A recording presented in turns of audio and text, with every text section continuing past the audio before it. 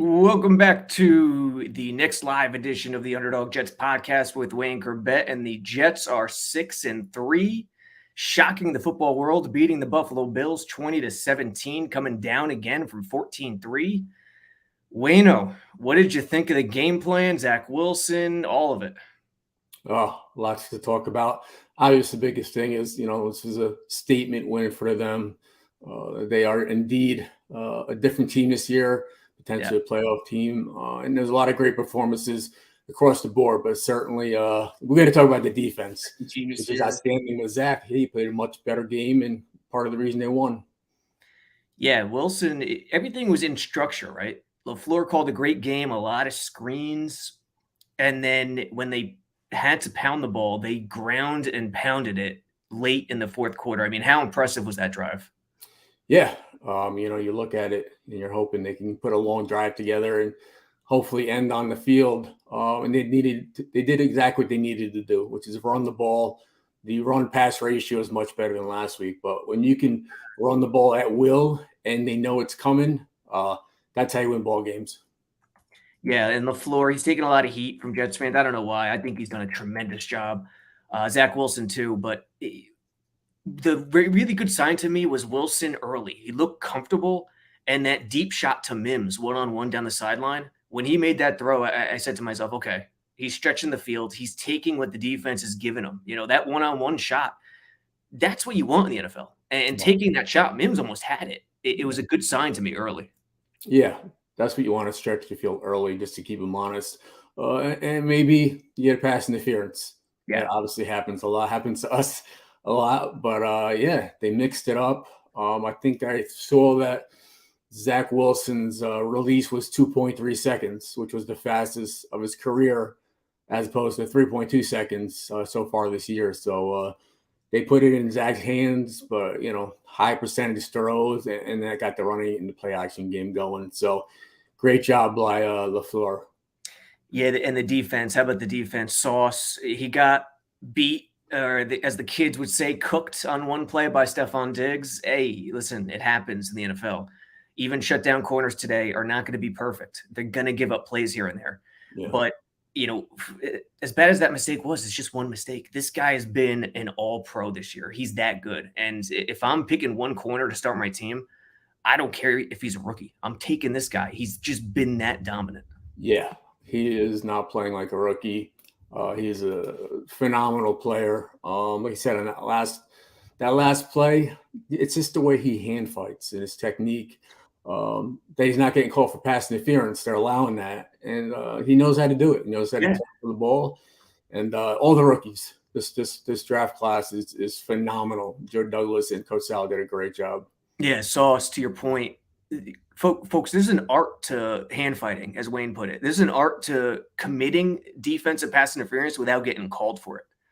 Right. Like if the receiver pushes off so often and they get away with it, but if they make contact first, you as a corner or cover guy, you're allowed to do some stuff back. You just have to know what position to be in and when to do it. Yeah, you can't extend the arm. You can't grab it. You can't extend the arm. On offense or defense side of it. Like I said, he's playing like a savvy vet, and you can't forget about Reed on the other side. They're probably one of the best, if not the best, duos there is right now in the league. Yeah, Reed's been tremendous. Whitehead got that pick too. A couple of tough plays, tough throws by Josh Allen. That Whitehead one early, that was a boneheaded throw, but watching the play, maybe I can pull it up, but watching the play, Whitehead, it was a play action, and he was with the linebackers in the box, and he got sucked in a little bit, but the way he recovered into his flat to curl zone was tremendous. So him putting himself in that position was an unreal job. Yeah, whatever Josh Allen saw, like I said, they're kind of like Sauce kind of baited him into that second pick.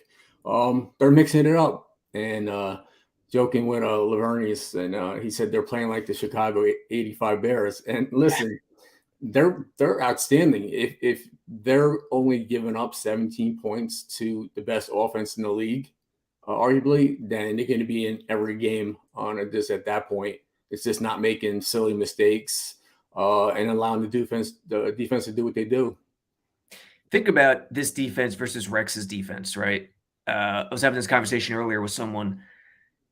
This defense is much better because I know they still have a ways to go, but Rex had to manufacture a pass rush. He had to blitz like crazy and scheme up and cook up different concepts. And Yeah. sometimes the NFL caught up with them, and then he had to readjust, go back to the drawing board. This defense doesn't need to blitz. It's not in its DNA. They just get after it one-on-one, four-man rush up front. They have that talent. Yeah, that was the big argument weeks back with Quinn Williams and the D coordinator. Yep. Tell them that stop blitzing, let the front forward, put them on pressure. And with them doing that allows us to drop another guy in coverage, which is huge. Quinn Williams, he's playing like first team All Pro. Mm-hmm. Lineman, Mosley in the middle. Quincy Williams. I love Quan Alexander. Yep. Franklin Myers. They're all getting in on the act. And they're going to be tough. They're going to be tough the rest of the way. Yeah, here's the Whitehead pick. Here he is. I mean, in the box. Great play action that gets him sucked down a little bit. I forget what down it was. I think it was second. Single high. I mean, the Jets are really – you're in the red zone, so you're going to play a lot of single high more often than not. But they're more of a two-deep team at times. Joyner even comes up to play man situations. He had a good PD against a tight end or a running back. I forget who it was on a wheel route later, but there's Whitehead, gets sucked down, and he just the ability to rebound right there and put yourself in that position. Yeah, that's what got it done. Yeah, when Josh Allen came out of his role, he didn't see him. I think he already predetermined he was going to throw it, and that's the beauty.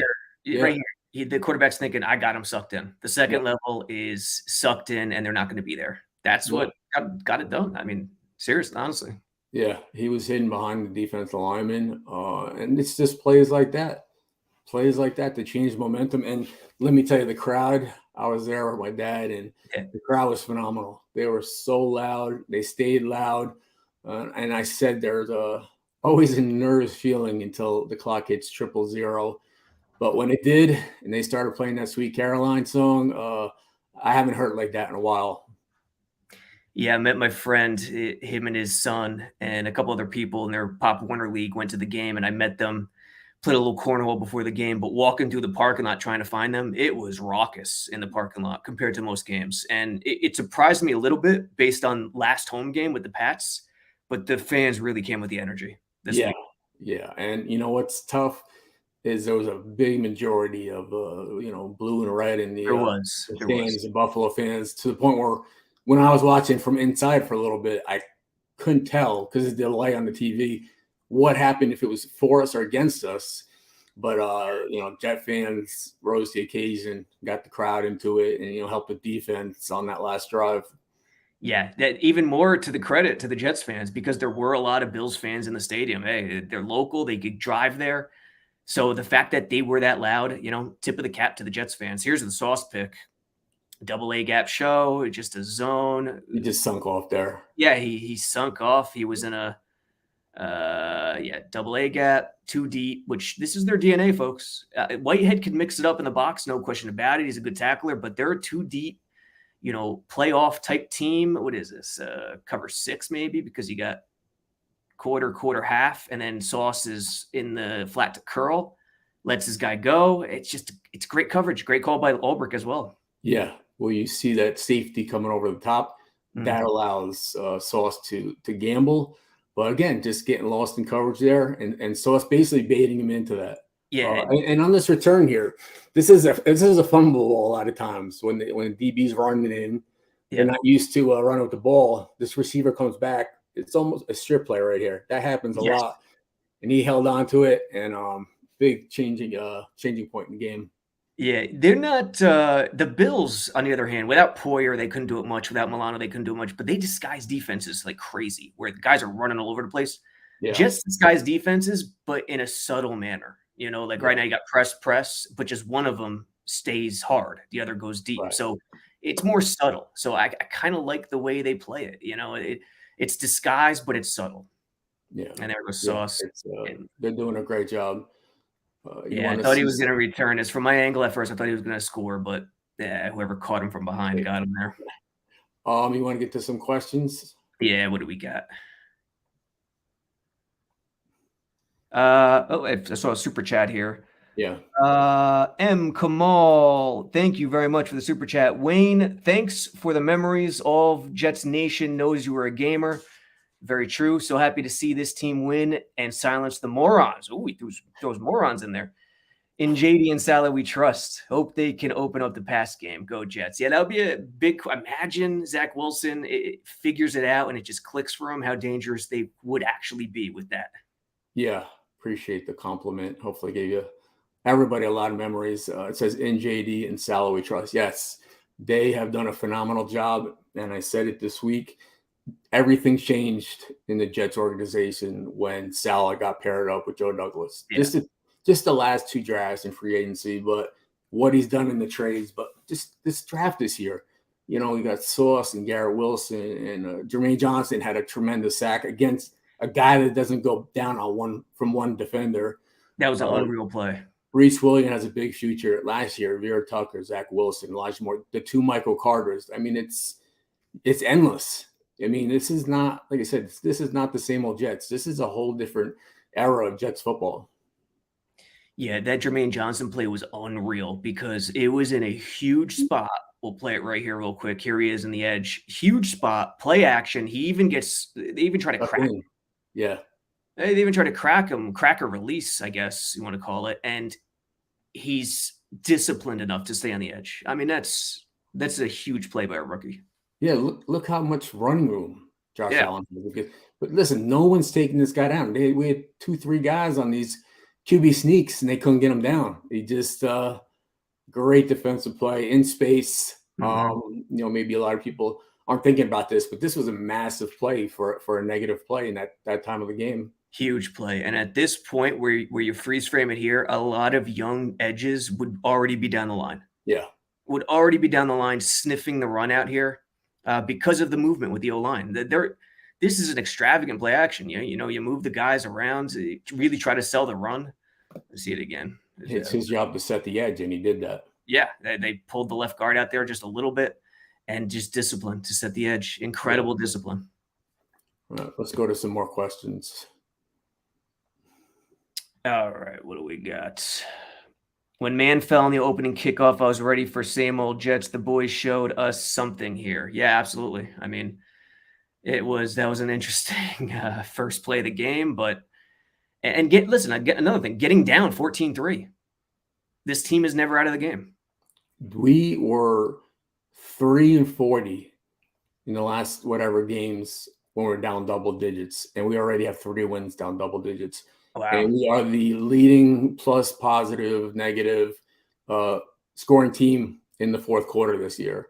It's nice to see if we can get going early, but at least we know that we can come back, and even with our brand of offensive system, that we're always in it. There's always the defense, holds with that 17-point seems to be the golden number.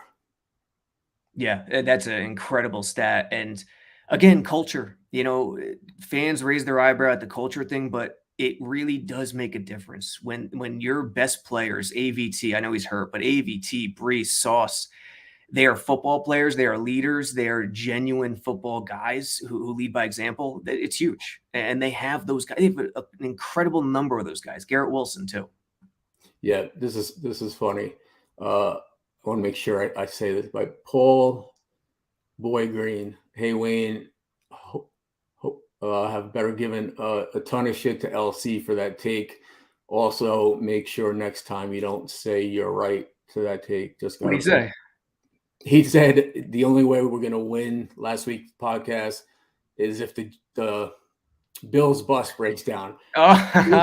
Listen, me and him do our thing. That's that Florida State trash talking right there. He does his thing, and I'm the good cop, he's the bad cop. I'm the true believer, he's the skeptic, and I'm always arguing with him. And the funny thing is, we argue with smiles on our faces, but yeah, I'm a true believer, man. I feel like they have a chance every year, every game. Sometimes I gotta let LC have his way, but I didn't feel that way going into it. I think based on the talent and the athleticism we have now, and this kind of Jets team, I think we always have a chance. Yeah, that's that Florida. Yeah, I did bust them. I started off by saying I do more than one podcast, but obviously, this is my main thing. And I say, Elsie, I have a question.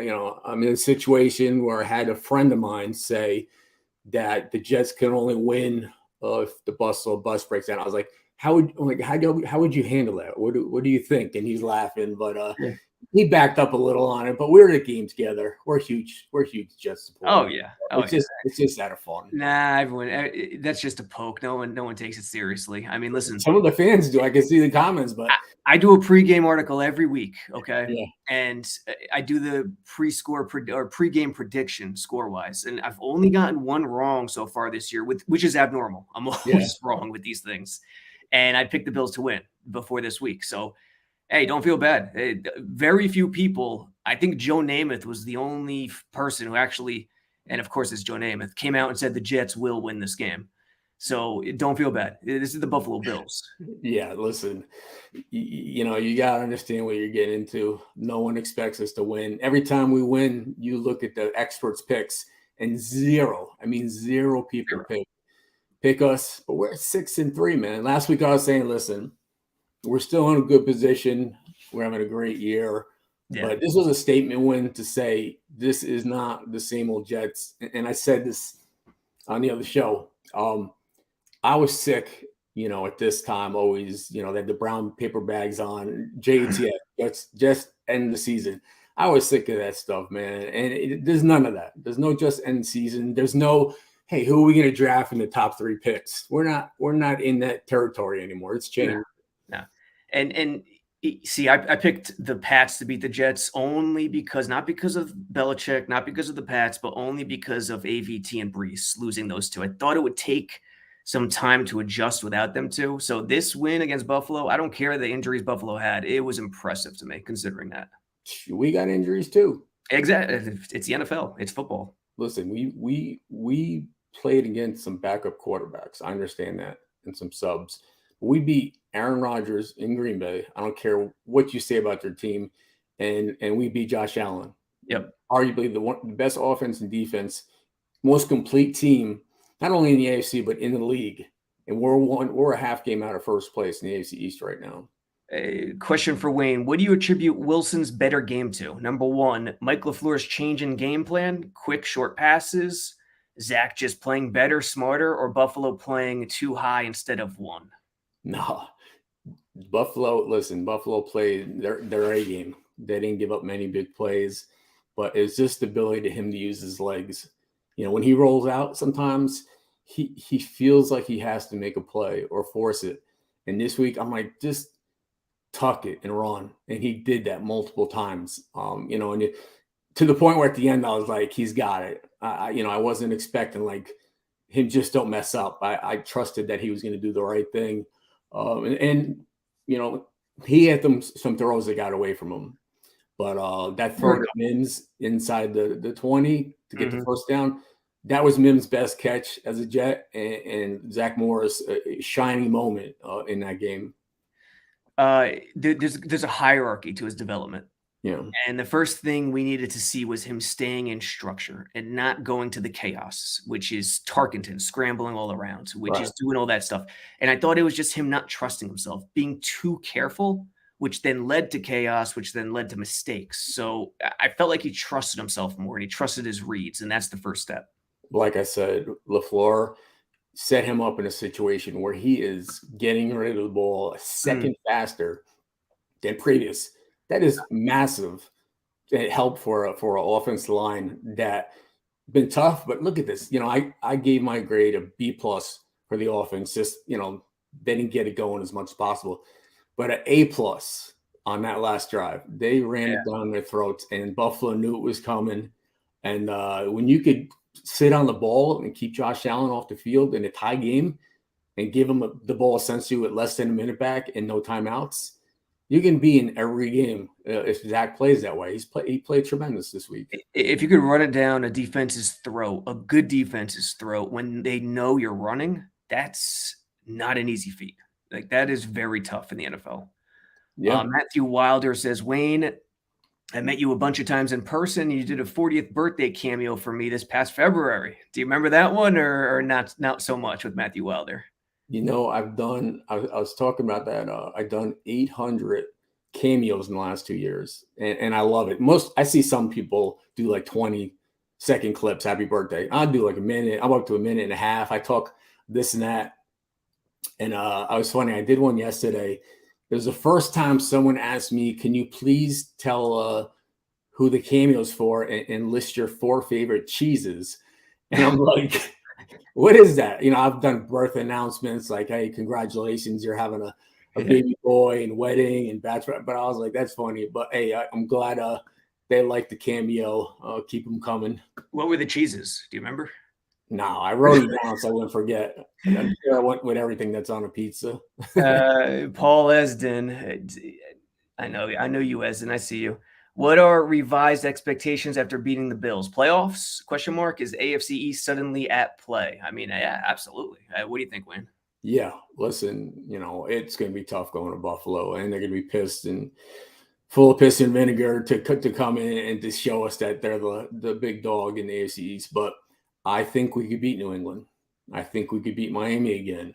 Mm-hmm. And we got some winnable games. We have some tough ones. But I think we could win the majority of our games. I don't care who we're up against. If we play that, Zach, no interceptions, 5-6 sacks, bend but don't break, 17 points or less. There's no reason we can't win at least 10 games and be in the playoffs. And you never know if you win the East.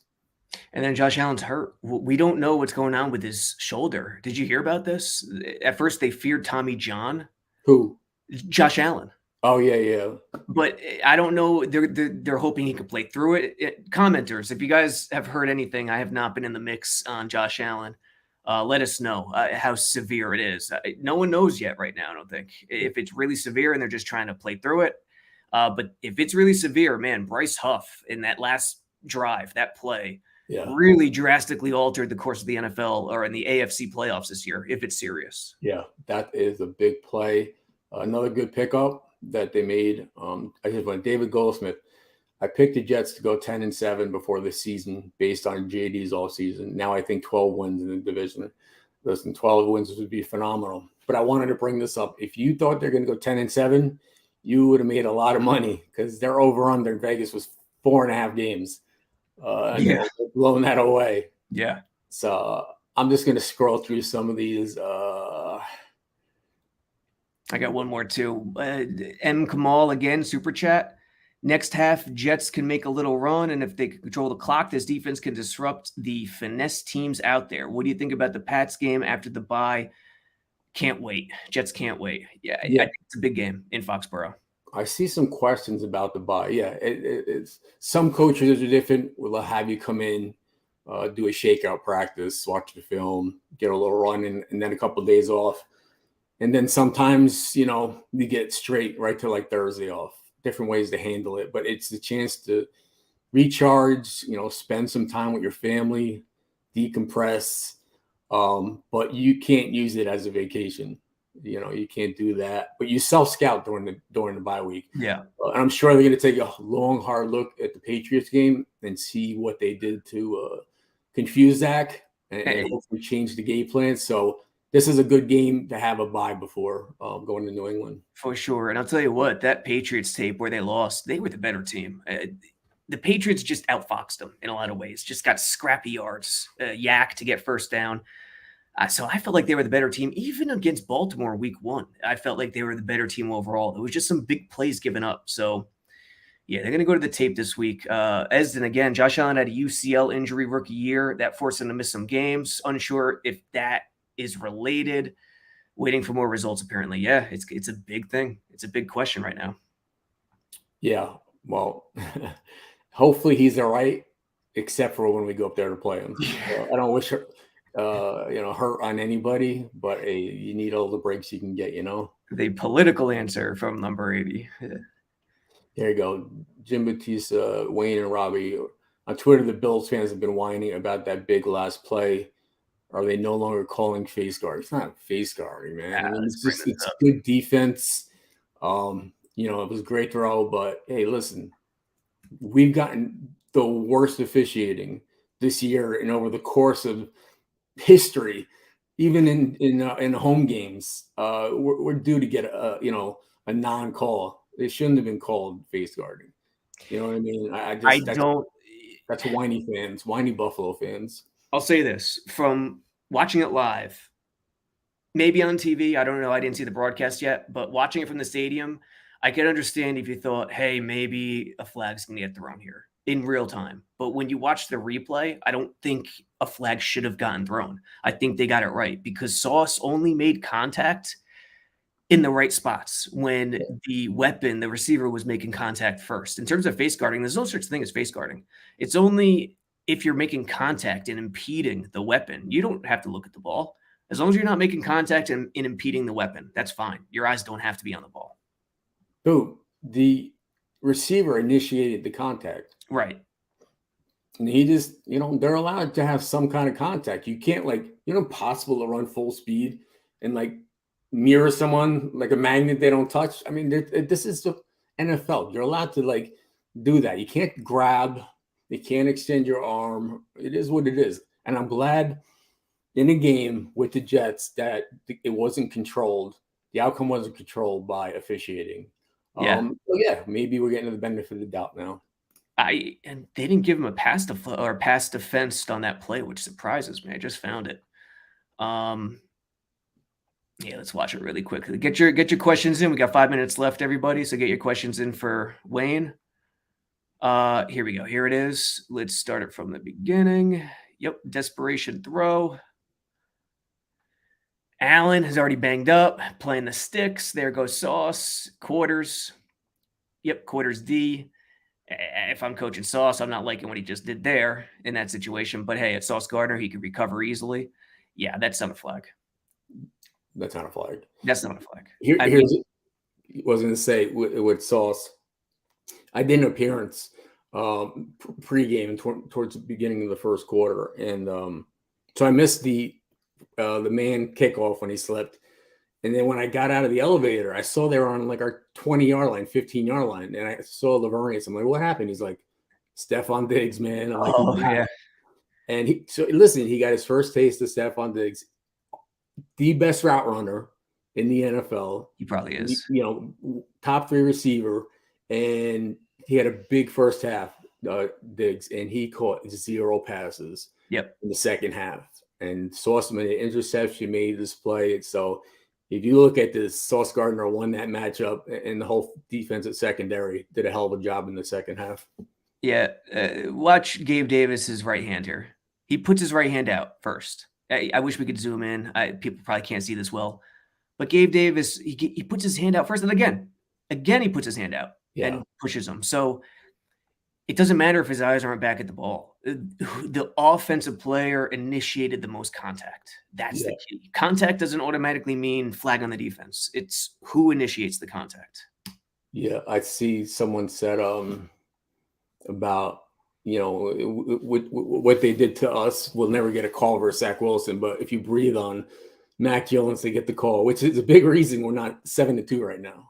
It's true. That was there's no way to lose that game if that play stands up. That return. The way the crowd was in it, up 17-3 at the half, getting the ball, that changed everything. Like I said, it happens to us a lot. But hey, whatever happened this week, keep doing it. 6-3 in the bye, everybody would have took that. Every single Jets fan would have took 6-3 without one up against Buffalo at the break. Without hesitation. Hey, Wayne, what did you do during your bye week, during your time with the Jets? Did you chill at home? There was no Netflix, so you couldn't do the Netflix thing, I'm sure. Did you ride AVTs in Cabo? I guess the Jets rode some AVTs in Cabo this past offseason. Is that true, or were they talking about the kid from the Giants? Oh, that's right. I don't know if that's where it happened. Oh, no. Who was it from the Giants? Esden, clarify. Where'd you get the AVT in Cabo thing? But yeah, what did you do back in the day on your bye weeks? Just the same situation. Spend time with the family. You just, you could just lift and relax a little and don't have the game planning and watching a ton of film. And it comes at a great time because at this point, after 9 games, you need a little break. You got to get, refresh the legs. Everybody has bumps and bruises, but essentially it's just getting away from the game, but not completely ignoring it, but just, going at your own pace. And then you're right back into it a week later. Yeah. Legend Killer says, Robbie, if you look at the all 22, Sauce was burned on the final play. He wasn't burned. He was looking for the pick. He knew he could recover. There's no way he can't recover in that situation. But if I'm a coach and I'm going to be nitpicky, I'm going to say, don't let anyone behind you in that situation. It's quarters. Don't let him behind you. Listen, there's no if he dropped the pass and he was open, I'd say yeah. But Sauce plays the way he wants to play. Yes, it's the way it's tough to stay on top of a guy in that situation. You can't just run down the field and hope that he's going to catch up to you. It's not a thing. You have to cover him the way you would cover him, and you got safety help coming over the top. That's another thing. It's quarters. You have a guy. You have a guy next to you. He wasn't burned. He did it purposefully. Don't question a game-winning, play. You can't. Now you're really nitpicking, man. Come on. The guy, lost in the sauce. Gabe Davis goes. Yeah. All right, folks. Yeah, Xavier McKinney. That's what it was. Giants joke. All right, folks. Hey, we'll be back next week. Bye week. We'll see what the AFC looks like. Crazy enough, if the Bills lose, I mean, they play Cleveland, right? So it's unlikely. But if the Bills lose and Miami wins, Miami will be in first place for the time being because they haven't had their bye yet, right? Because they'd be 7-3. But hey, there's still a long way to go. It's a great division, both the AFC East and NFC East. Check out jetsxfactor.com. Use discount code 80 to get a nice discount in the subscription. Free 8x10 autographed Wayne Chrebet signed picture. JetX Mobile on the App Store and Google Play. And give us a 5-star review on iTunes. We appreciate it. Thanks for listening. Thanks for the super chats. Thanks for commenting. Wayne, take us home. Yeah, like I said, great win. Jets fans, be happy. We're going to be playing meaningful football in November, which has been a while, and into December. So we got to be just excited as you can be, how it's been the last handful of years, last decade. So all good things to come. Thanks for coming out. Absolutely. Joe Douglas did his thing. Saleh, like you said, Wayne, Saleh, underrated thing. A lot of coaches are great with personnel. A lot of them aren't. Saleh is one of those guys who's great with personnel, and it's starting to show. So bright future. We'll catch you next week. Take care.